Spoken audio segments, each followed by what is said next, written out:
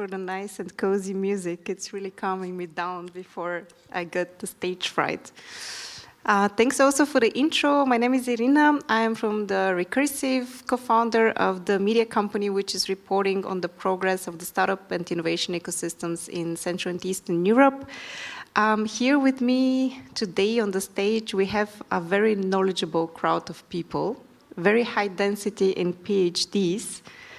We're going to be talking about how to turn science into a successful startup, or as people actually call them, the deep tech startups. Like, what is the secret of deep tech startups? I'm going to introduce also the speakers, and they wear many hats, and still I'll try to keep it a bit short. We're going to start with our first speaker, who is joining us virtually from the UK, Botti Dimanov. He's the co-founder of 10x and also the CEO. It's a University of Cambridge spin-out on a mission to invent the way humanity interacts with artificial intelligence. Botti is dedicated to preventing the world from the misuse of artificial intelligence, but also to ensure that AI is developed with passion, excitement, and joy. He holds a PhD in AI at the university, from the University of Cambridge. Another PhD that we have here on the group is Alexandra Chenian. She's lecturer at the Faculty of Automatic Control and Computers at the University Polytechnica in Bucharest. Her PhD is in systems engineering, and she has very extensive experience in teaching, but also research in AI, software engineering, business intelligence, data mining, and her latest passion is blockchain. In her role as a mentor, she's been advising tech entrepreneurs and a huge number of IT companies on the development and the implementation of their innovation strategies. Our last speaker online is Demetris Girogiannis. He is a serial entrepreneur in the fields of AI and distributed ledger technology. I'm very excited to learn today also myself about his latest project, which is called AI and Me. Prior to that, he was several times in the CTO and product management role at a couple of startups in the fields of digital marketing, digital fitness, health tech, fintech. Demetris holds also a PhD in computer science from the University Ioannina in Athens. And last but not least, physically, but from very, very far away, here with me is Jason Tay, who is the Global Coordinator and Regional Director of Business Development in MDAC, a Singapore-based fintech company focused on providing innovative foreign exchange solutions to empower the vision of a world without currency borders. I'm very excited to learn more about that. Prior to MDAC, Jason gained more than 12 experience in corporate investment banking, so an ex-banker, covering the Asia-Pacific region across a myriad of industries ranging from oil and gas, energy, technology, consumer goods, automotive, defense, to diversified industries. And last but not least, he's also a mentor at the University of Innovation Entrepreneurship at the Singapore Management University. So everyone, happy that you managed to join. Welcome on the online and on the on-site stage here at the World Summit. And before we move to the questions, I was thinking that maybe each of you can give us a short elevator pitch, 1 to 2 sentences, about the project that you're mostly involved in, because I'm sure that you're wearing many hats. I would suggest that we start with the lady, Alexandra. Hi, everyone. It's so great to be here and meet all of you. So a few words about my latest projects. Besides the research and teaching activities, my latest project is a startup, which is called Recyclex, and we are developing a platform based on machine learning algorithms and blockchain technologies to automatically detect the plastic spots in seas and oceans, and to put together all the actors in the recycling ecosystem to collect the plastics and then transform them into second generation plastic. Wow, that's exciting. An interesting mix of technologies all together on a mission to keep our planet a bit cleaner. Botti, would you like to go next? Absolutely, Irina. Thank you very much for the invitation. It's a privilege to be here with you today. Uh, short intro on me. So I'm a CEO and co-founder of Tenix. This is the one thing I'm doing finally. Friday was my graduation, so no more extra project. There is one project. And what Tenix is doing is we're on a mission, as you said, to invent the way humanity interacts with AI to protect the world from the Terminator. And we're very serious about that because there are a lot of deep learning companies being started where we don't really know how the technology works, and that can have all sorts of repercussions. So, that's the problem we're really solving. And specifically, we're helping machine learning engineers figure out why their models break and what they can do in order to fix them. It's a little bit like a doctor for AI, so you can understand, it's there is a symptom, there's probably a problem, what is the root cause, and what should the recommended treatment be so that we can fix this algorithm. And if we take Alexandra's example, many times machine learning algorithms detect oil instead of plastic, and we can spend resources unnecessarily. So we help companies like Alexandra's to figure out how can they improve the quality of their data and their models to make sure the AI is operating not only accurately, but also safely and reliably.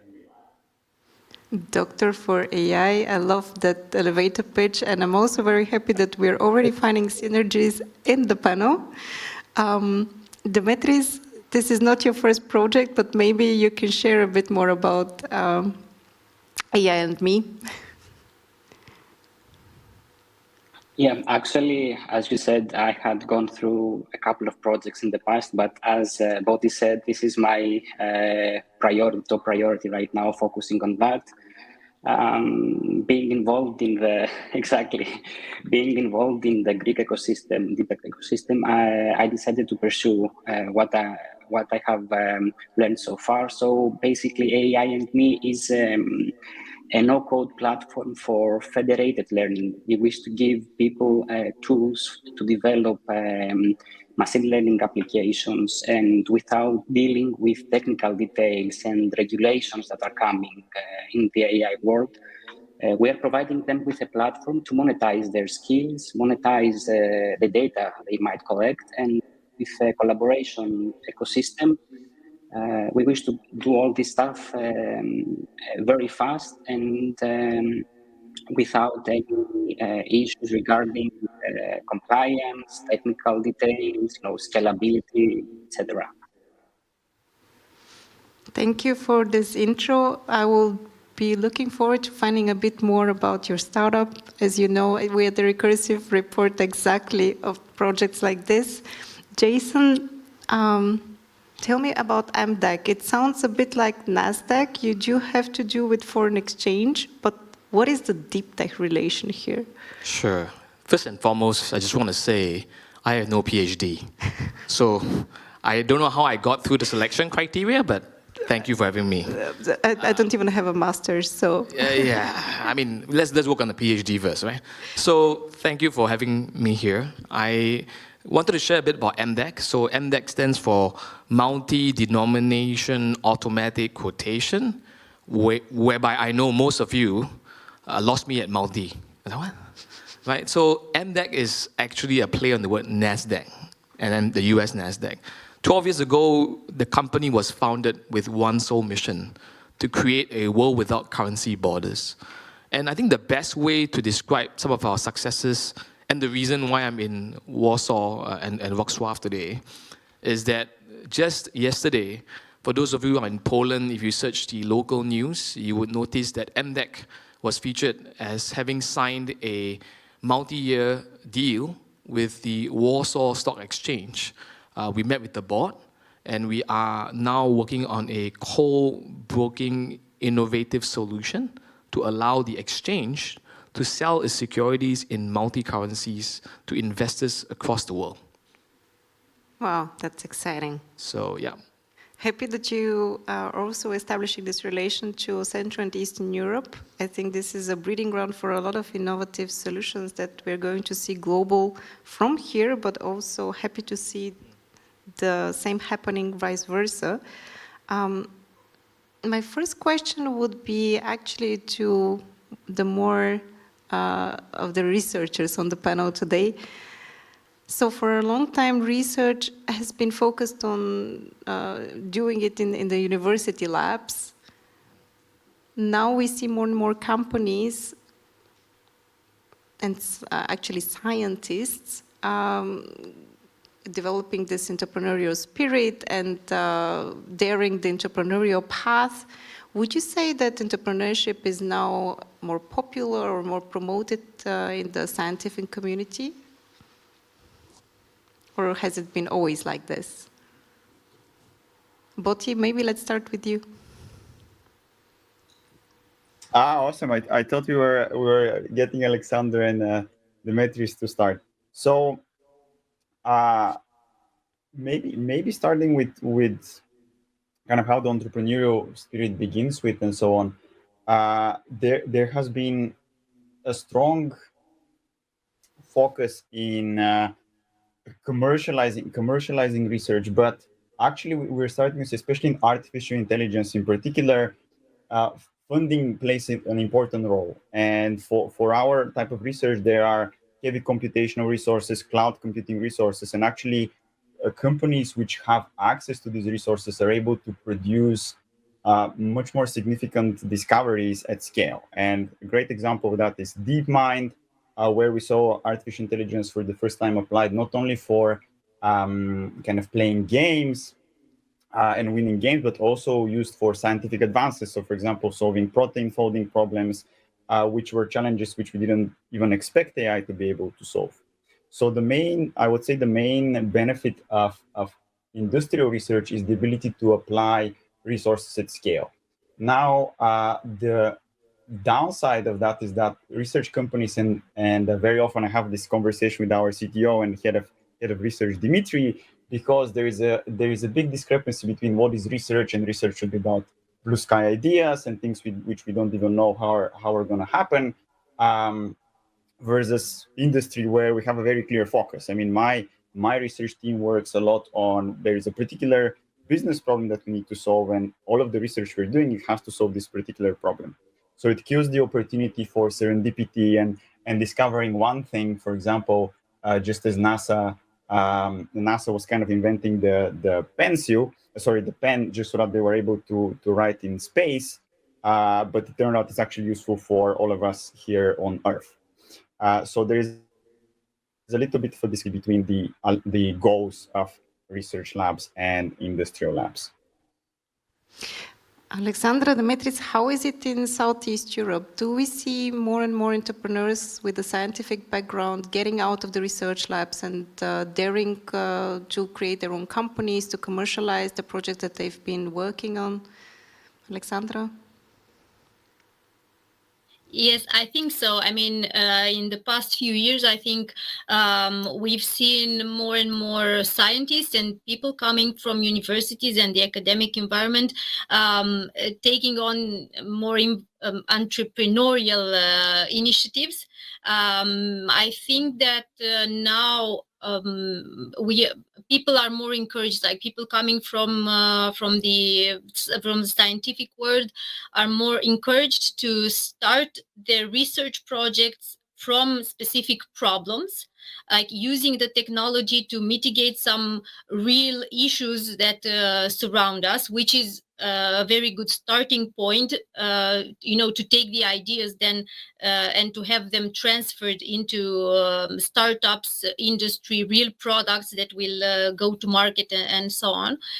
So this is one starting point. The mindset is starting to change, and research projects are starting to focus on real issues that need to be addressed with deep tech and emerging technologies. And then I think also starting from this point, the mindset of the research researchers started to change a little bit, and they're getting more and more attracted by the entrepreneurial world. Also taking into account the fact that there are more and more funding opportunities to transfer the research ideas, from the lab to the real world environment and take them to market and start a real business out of the developments that we are doing. So also getting this funding helps in improving this situation, like making it more attractive to researchers. And then I think these things are also in line with the larger European initiatives. If we're thinking about the European Innovation Council, they have a lot of funding programs specifically designed to help projects from the research stage to more advanced technological readiness levels, and going to market and then scaling up. So there is this whole roadmap that we can start in a lab from a research project and then get funded throughout the entire process to take the product to market and being commercialized. So I would say, yes, we also notice in the Eastern countries that there is this trend, more and more frequent, for research to be taken to startups and spin-offs, and then to more develop the business and scale up. Demetris, what would be your 5 cents? Are there more and more entrepreneurs coming from the universities, from the research labs? I would say the situation is changing compared to what was happening the past few years, and I think also the COVID situation is a catalyst on that. The digital transformation, the developments in the deep tech and the emerging technologies, and all these tools that are available right now. At the same time, there is a tremendous capital that is available for funding. Take, for example, in Greece, what is happening. The whole ecosystem in Greece, the innovation ecosystem, is transforming the past 2 years. A lot of technology transfer offices are opening in the universities. There are a lot of business competitions, hackathons, mentoring programs to assist students and researchers to move from their labs and commercialize their high impact research. I would say this started about 10 years ago, but it took a long process until some milestones are reached. For example, a few months ago, we had the first unicorn in Greece. The first startup started from a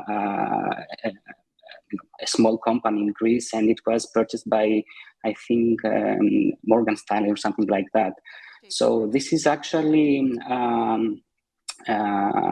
something that other people try to imitate. So it's also a factor for imitation and also motivation for researchers to stop thinking research for research. But at the same time, I think there is also a curse. All this available European funding, there is a threat for researchers, for us, that being all this fund that is available to us for doing research, and we get the funding, and once the funding is ending, the project is dead. So I think this is a threat, and but I want to be optimistic. So I think yes, there is a change in how researchers are dealing with entrepreneurship. Okay, I wasn't expecting that there is also a negative side to the funding, which is fleeting in. But we will be talking about funding for deep tech endeavors a bit later on, more extensively. Before that, I wanted to ask you, Jason, in your case, what's actually the other way around? So you got the science outside the labs. The founder of MTech is not a scientist. How did you manage to leverage on certain progress when it comes to data science, and how did you commercialize it or made it into a business? Okay, I mean, if Dimitris is giving his 5 cents, I'll just go with the 1 cent. Okay. You know, no PhD. But yeah, so I think the key I wanted to say here is maybe I'll give you an example of how we built our technology stack and our in-house algorithmic black box that powers the AI and data behind the scenes. So in 2015, 5 years after MDEC was founded, our focus was primarily on stock exchanges. But in 2015, we happened to be in a position which is very unique. Jack Ma, who is the founder of Alibaba, was on a cruise ship with our chairman. And on that cruise ship, he spoke to our chairman and he said, hey, you know what? I want to beat Amazon to be the #1 world-leading marketplace. And my chairman probably was a little drunk, and he said, you know, why don't you talk to MDEC? You know, they are good at FX. Fast forward, right? The right-hand lady of Jack Ma was in our office a few weeks later, over Chinese New Year, and she said, okay, looks like Jack wanted us to have a chat. We're building this new technology. We want to get a guaranteed foreign exchange solution which will allow anyone in the world to buy on the AliExpress platform in their home currency, right? The banks, if you are a banker or if you happen to know the financial markets, to hedge a foreign exchange position, say a G10 currency pair, it costs anything about 1 to 1.5% for 1 day. And the Alibaba team were looking at how to reduce that to 0.5. So they were looking at how do we get a solution which was able to achieve a guaranteed rate without paying that kind of fee. So fast forward that, what MDEC did was we were able to guarantee foreign exchange for more than 24 hours on weekdays, 72 hours on the weekend, 5 business days if there's a long weekend, and up to 3 months if there's a refund at more than 1/4 the price of what the banks quote. Fast forward, we won the deal, and Financial invested 100 million into MDEC. So that was the motivation for our big data. So the thing of what we did was that we looked at another way. How were we able to achieve the cost at 1/4 of what the market, all the big banks were quoting, was to relook at the way you look at risk, right? So what we were able to do was to take information across the span of time and use that as a back testing to find out how much variance was there traded on the platform in terms of a currency pair over the past 10 years.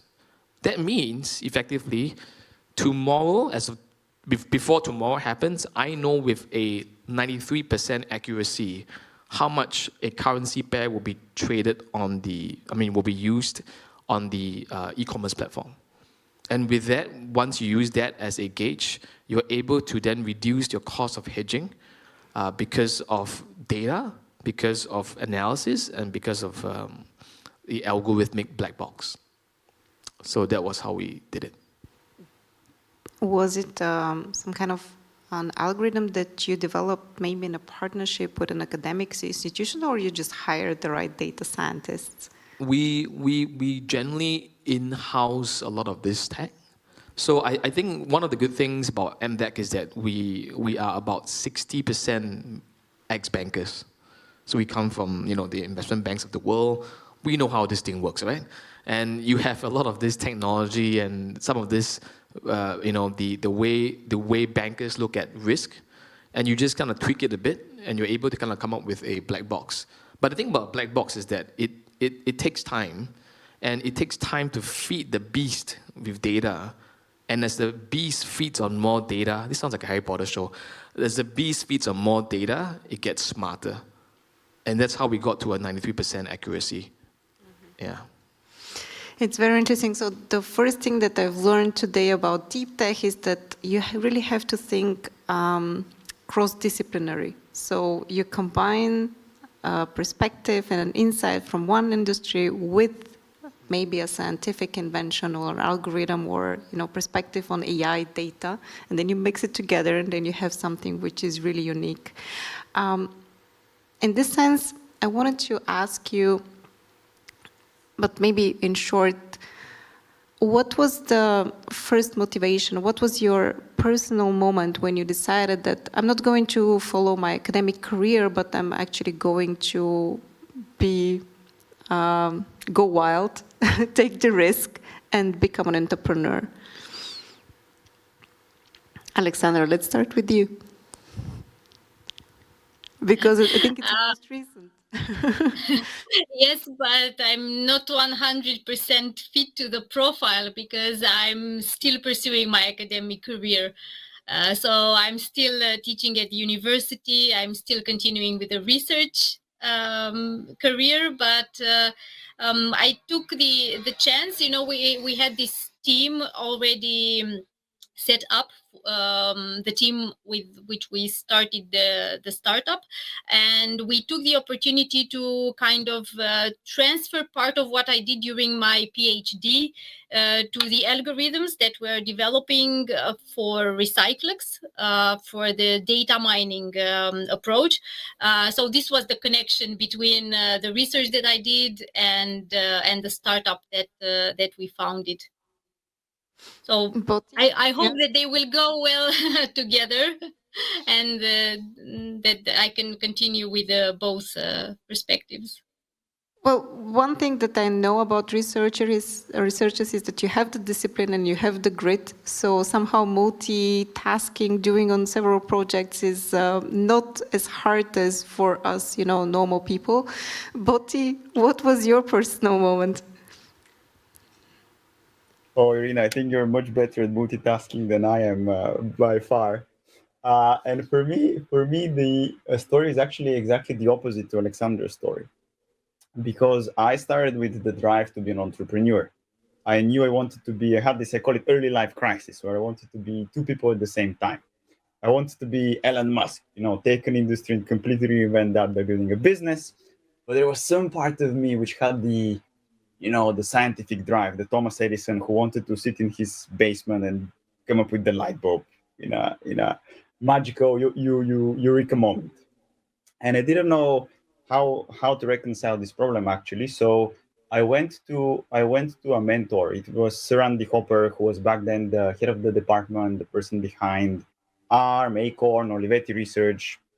I mean, he did a bunch of kind of university spin-outs, and his main point to me was, you can easily start companies. That's not kind of the big challenge. The big challenge is starting a company which has a massive impact.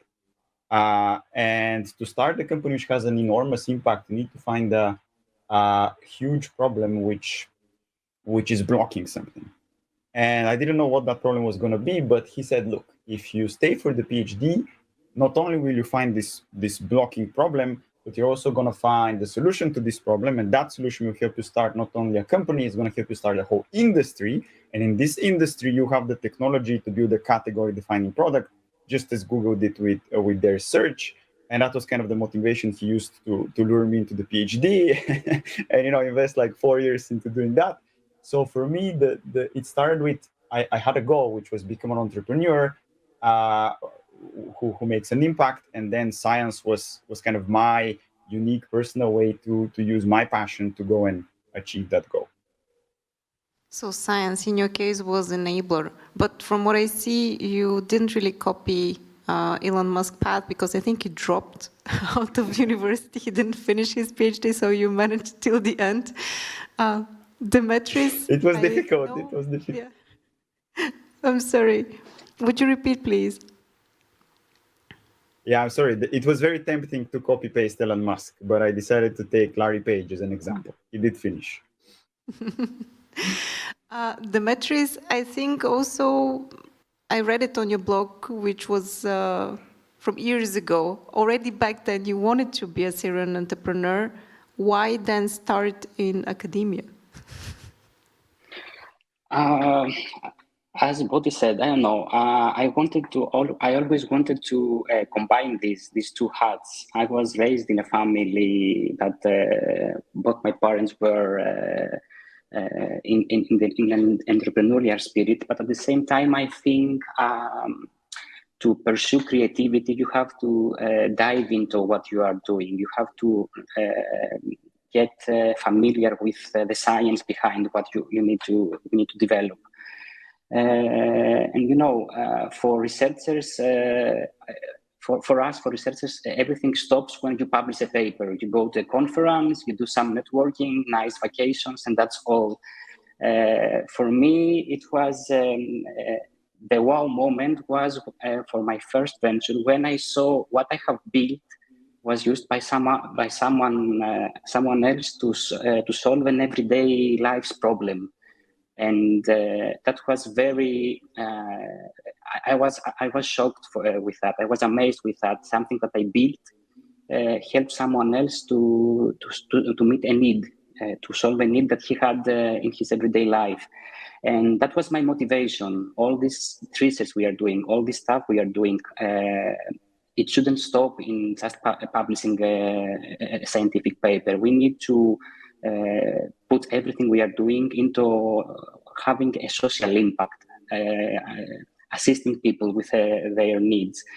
And we need to materialize what we do in the labs. And also we have to pay back. All this money we're getting, all this funding comes from taxes, from taxes people are paying. So at some point, it's also our responsibility to give back to the society. And not, just get used to all this funding. So that was my motivation for combining research and entrepreneurship. I think you are pretty much confirming what I have heard from other researchers who were co-founders of startups. One of them, by the way, Martin Vechev, who recently founded an interesting startup which is called Insight, actually a Deeptech institute for research in artificial intelligence in Sofia. I'm very excited how this will go. In any case, what he shared with me is that researchers that don't really care about, having a startup or being a founder or a co-founder or the commercial aspect of being an entrepreneur, but they actually care about having impact. And a startup might be a way, not the only way, but a very effective way to commercialize an idea and let it have impact on society or the industry that you're operating in. And from your mindset, this is something that now I see confirmed. You care about the impact and not about having a startup. So it's not just a confetti life. Yes. If I may add on that, I think that, if you want to change the world, you can do it in many ways. And I think with being an entrepreneur, with entrepreneurship, you can also change the world.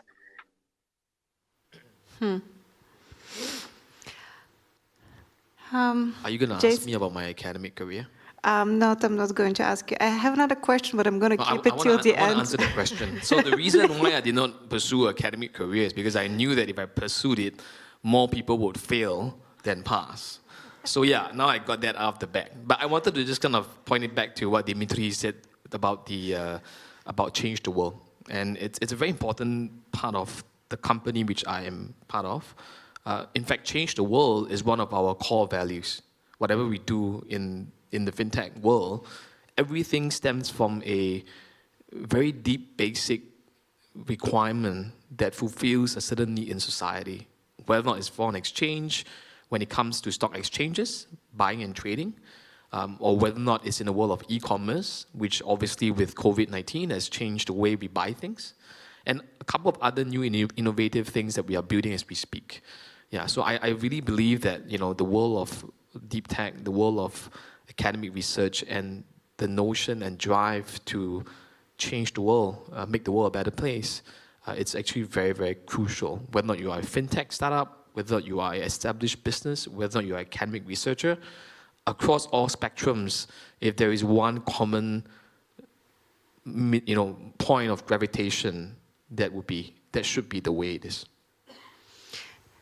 What you're saying is very much true. I think having this motivation and not just wanting to be some kind of rock star is something that will make you survive those hard moments where as we know, on the downside of the roller coaster of the entrepreneurial path. I had another question that stuck with me. How is Jack Ma doing? I'm sorry. How is Jack Ma doing? Yeah. You're asking me this question. Well, I mean, it's not my Instagram. So I think he's doing okay. All right. Less news is good, you know. no news is good news, I guess. Okay, thank you. You mentioned funding, and this is something which is very, very important if you want to have a big impact on a problem which is societal or a world problem. Without funding, even the best motivation and the greatest grit cannot help. Traditionally, deep tech startups are incubated in academia. At the universities, they have like different structures of how to do that. Now we see more and more diverse ways to fund a deep tech startup in Europe. And still, if we look at the numbers in the latest reports, half of the funding is actually public funding, so from the government in one way or the other. The other half is coming from VCs, which is or private equity, which is relatively low. And the third one, I need to check again from the sources, but what was surprising for me is that governmental funding is still a huge portion of the way that we create deep tech startups.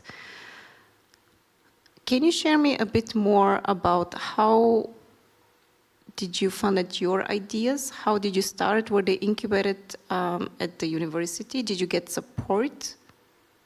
What kind of support you wished you had, and how are the talks with the VCs? Because I know, for instance, that Botti got funded by a VC. Tell me about your path so far. Let's start with you. Yeah, Irina, pleasure to actually. I'm not a huge fan of government funding, maybe because we got rejected from all possible government funding sources. So, maybe that's the reason. But our journey was, I wish it was the same, honestly. It was the most informing journey I've ever had. And it started with Cambridge. And there is a person called James Thomas. If he's listening, James, thank you so much. He was the first ever person working at the Cambridge enterprise, which is kind of Cambridge's way to invest in its own spin-outs. And they made a very humble investment. I mean, £20,000 was the very first investment. We had to fight for 6 months to prove to them that we have a business plan and the technology is sound, and we're actually going to use the money properly. It started with this £20,000. That was the first thing we got.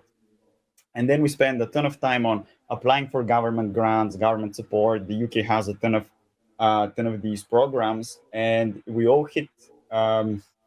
We hit a snag. None of it worked, and we thought, maybe that's how we should fund the startup. But it turned out no, and we even had a point in time where nobody wanted to give us money. It was like horrible. We were like counting on it. We had to work pretty much for a year. I moved to live with my parents. Nobody would give us anything until we figured out the way, which for me is 100% VC funding and accelerators. That just changes the game. And I believe it changes the game because it stops being the focus on government scientific grants is on the technology, like how unique is your technology, how phenomenal it is, like who has never done this before, and so on. Whereas VC funding and accelerator funding is focused on who is your customer, what is their problem, how are they solving it today, is there really a business out of your technology? Which is a very different game, because with customers you can talk to them, you can back it up with proper data. Have X many customers, they're ready to pay that much amount of money once we have a particular solution for them. And then it's a very different conversation to the subjective panel of researchers who maybe who haven't built so many companies. So it's difficult for them to assess how good of a business is going to be there assessing the technology. And the moment we focused on the team and the technology, which is what early stage startups is all about, then suddenly it's as if magic happened. We got accepted to Y Combinator, which I'm sure everybody in the room knows about that accelerator. And then Y Combinator just created an enormous inflection point for us. And I mean, we fundraised from 3 different VCs from all across Europe. So we have a UK VC, a Bulgarian VC, and kind of a European, Austria DACH-based VC. And we're actually very, very happy with VC funding versus government funding. Alexandra, I'm not quite sure how far are you at the funding stage, but how do you plan to fundraise and to fund for your startup idea? We're at a much earlier stage than Boti's startup, but we did manage to get our first 10,000 euros funding from the Parsec Accelerator, which is not in Romania. It was in Brussels, but it was a very good help for us in the beginning to start everything working. And then last year we joined a business accelerator program here in Bucharest, which helped us a great deal. I mean, it was like a revelation to us because it shifted our focus, just like Boti was saying. Maybe we were initially focused on the technology and, the machine learning, the blockchain, and we were, wow, the technology, Deeptech and everything. And then we joined this accelerator program, and everything shifted to who's the customer, what does the customer want, what is the problem that you are solving, how is it solved now, how will you solve it differently and in a better way, and so on. So it also helped us rearrange a little bit our business plan, our roadmap for the future, but most of all it helped us get in contact with a very valuable network of people, some of which are also our potential customers.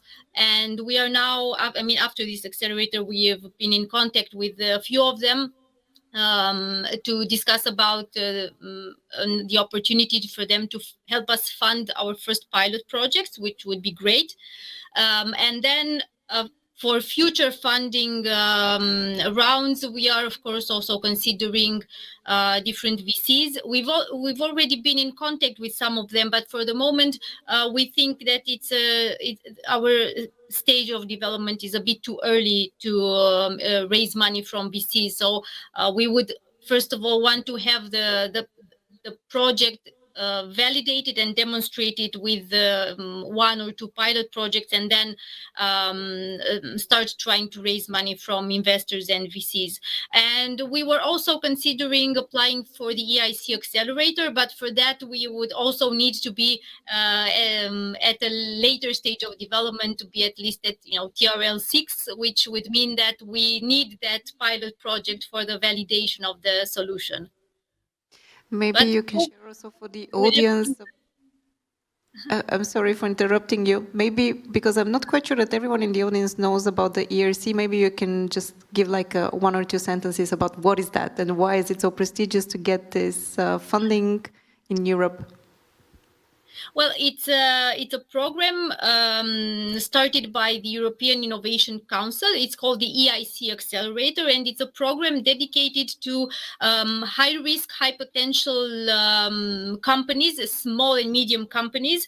So you can also be a startup. There is no need for you to already be out there on the market. This program will help you, will give you a grant component and also an equity component for you to fully develop a product and be ready to go to market with it. And then once you prove that you can go to market with it, you can use that equity component to, for the sales activities and for the scale up.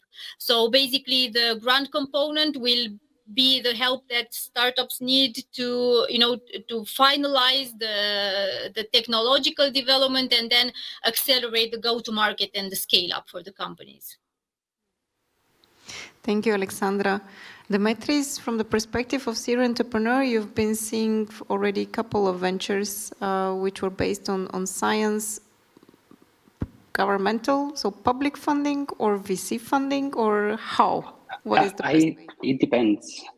To me, the best investor is my client. So if I can go with my client in a pilot case, this is, I think, the perfect situation. And for the venture I'm running right now, it's we are in the same stage as Alexandra. Like a few months, just 2 months ago, the company was funded.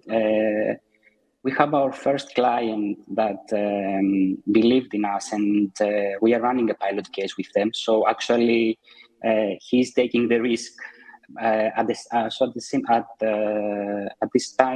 point, we are bootstrapping, and we are using the 3 Fs. I think the startuppers know the 3 Fs: friends, fools, and family.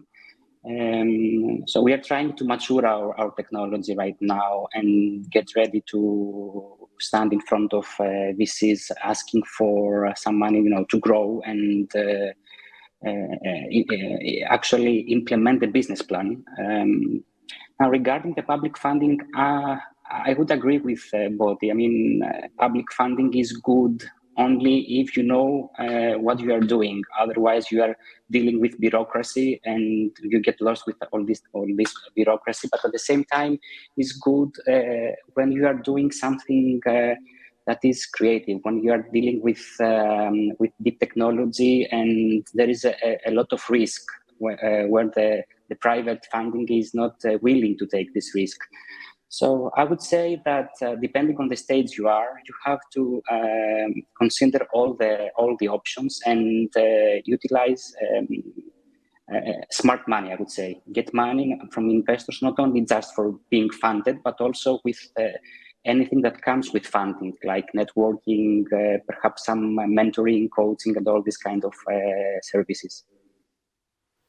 Yeah, I see that often missing, especially in early stage founders who are looking for the money, but they totally underestimate the smart money or what else an investor or even accelerator can give you. Very underestimated from my point of view.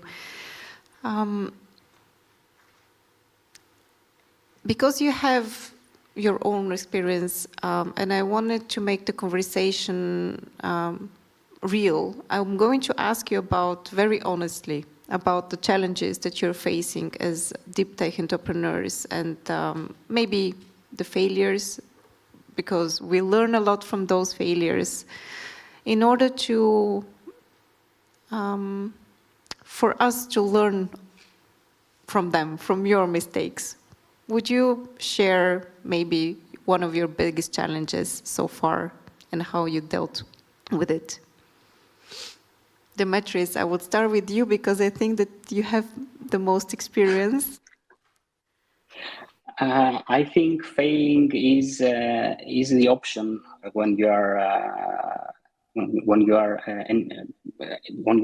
active in entrepreneurship, and especially with deep technology. I think the first and the difficult part in the beginning is to realize that you have to start thinking not as an engineer, not as a crazy scientist, that you are, in a lab and you have your wow moment when you have discovered something and that's all. It's a great distance from materializing what you have perceived in the lab to a product that solves a need, that a product that can be used by consumers or by businesses. So this is the first challenge. You have to start thinking as a businessman or a businesswoman, and less as a researcher. At the same time, you have to deal with good timing. For example, I had started a venture a couple of years ago in Greece regarding blockchain and NFTs, but it was too early at that moment. So when I was trying to pitch some stuff to investors or potential clients, they didn't understood what was the value behind that. So being coherent with what people, what are the people's needs, is very important if you want to succeed. Because after all, when you are doing business, in the end you have to make money. You have to make money so as to your business survive, and you can pay your salaries, you can pay your bills, and all this kind of stuff. And definitely, you have to accept the failure. Failing is just part of the game. It's nothing that you have to be ashamed. I mean, if you don't fail, you don't learn. it's like the child. You have to fall in order to learn how to walk. And also it was that was my let's say my fear, my fear in my early steps, when I was seeing my colleagues, my friends from the university, they were having their career growing, and I was a little bit steady in what I was doing. So I was thinking, okay, do I do something wrong? All these people are progressing, I'm staying behind. But this is the game you have to follow. So you have to think positive, and you have to understand that failing is part of the success. Alexandra, you're early in the stage, but still, you've seen also other entrepreneurs working on their business ideas. What was the thing that you have extracted as a lesson so far?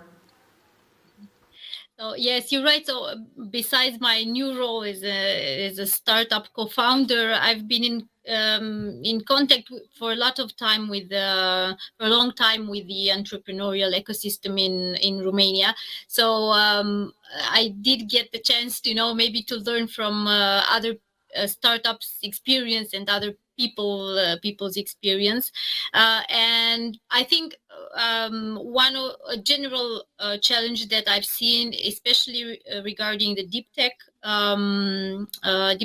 innovations and deep tech companies, and I can confirm that it's also a challenge that we are facing, is getting funded at an early stage, because especially VCs and investors in Romania, at least, they're still very reluctant to giving money to an early stage startup.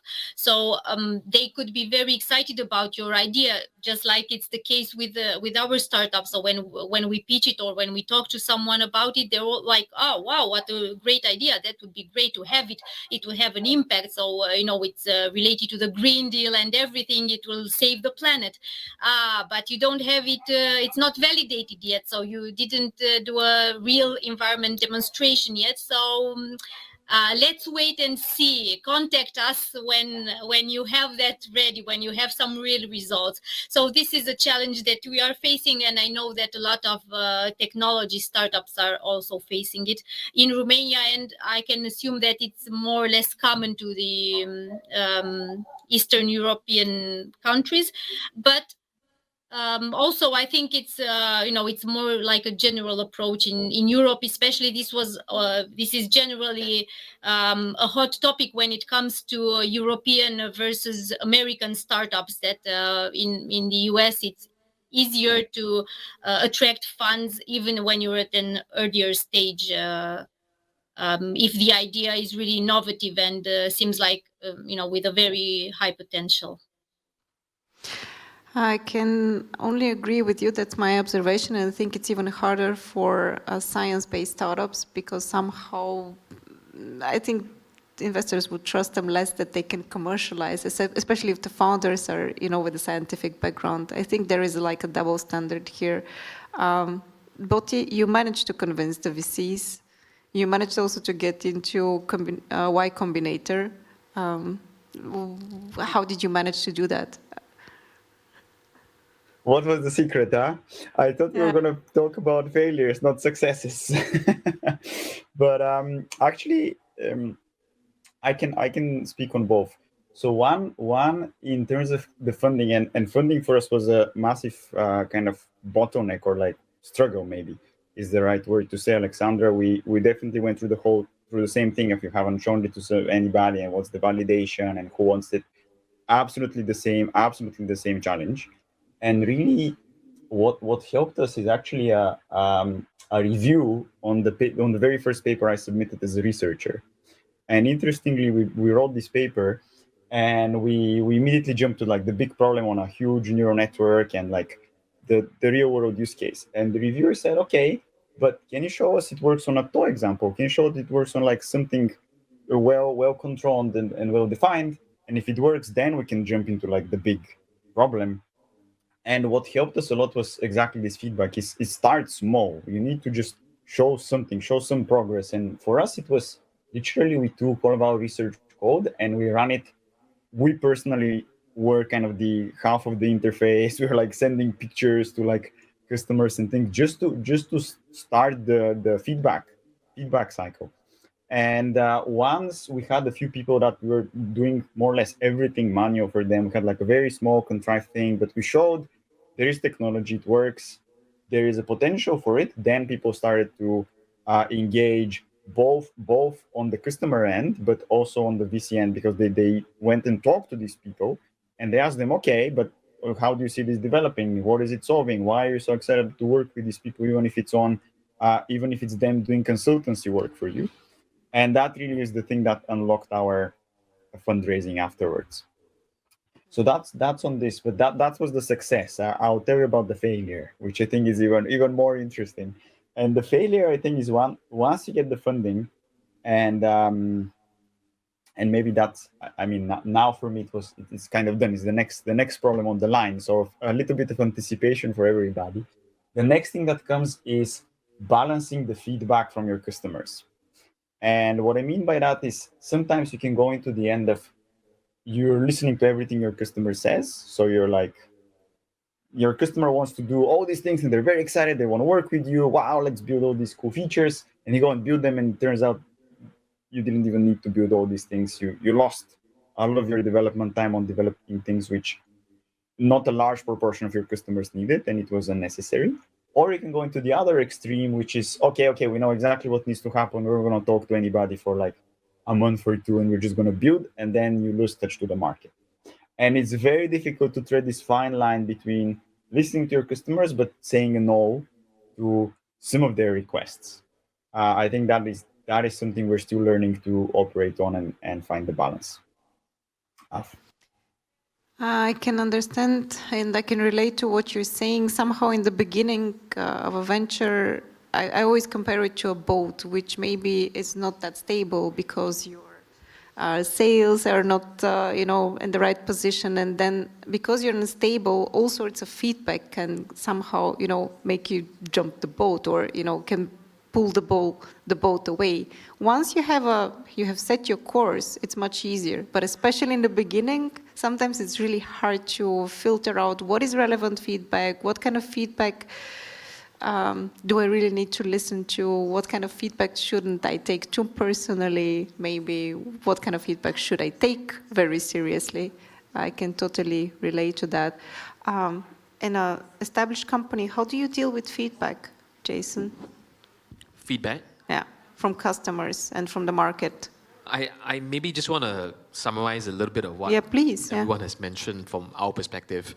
Is that very clearly when we speak to our customers, our VCs and PE firms that have supported us from day one of the things that I realize MDEC does a very good job of is that they understand clearly what the end game of the person opposite the table wants. So if you're a government entity providing funding, what is it that they want? If it's a VC, what is it that they want? If it's a PE, what is it that they want, right? And they're all very different. So if you have the same pitch deck and you present the same pitch to all three, you're probably not going to get 2 out of 3. Okay. So I think the feedback that we've got over the years is that we got smarter in terms of really understanding what is the real secret sauce, right, to make it happen. You only have 30 minutes to make an impression, especially when it's a big team. In fact, you only have 30 seconds, if I were to say. If you start the first 30 seconds, behaving like Elon Musk at the launch of his new vehicle factory, then you're going to have a bit of a trouble. But otherwise, you got to really hit the nail on the head and make sure that the person opposite the table understands very clearly what he wants to hear and what he wants to see. You make it sound so dramatic. 30 seconds, which can change your life. Everyone, we're out of time. I think we could actually spend and talk a bit more. I hope next time it will be in person. Looking forward to meeting each of you at some point, somewhere in, I don't know, Sofia, Bucharest, Athens. Thank you for joining us from the different parts of the world today. It's been super insightful. Most of you I will probably meet tomorrow. I'm having another panel which is focused on talent. And Thank you for your honest insights on how to do a deep tech startup. Thank you for your real-world examples. I think this is what's worth it more than just the blah, blah, blah that we usually speak at conferences.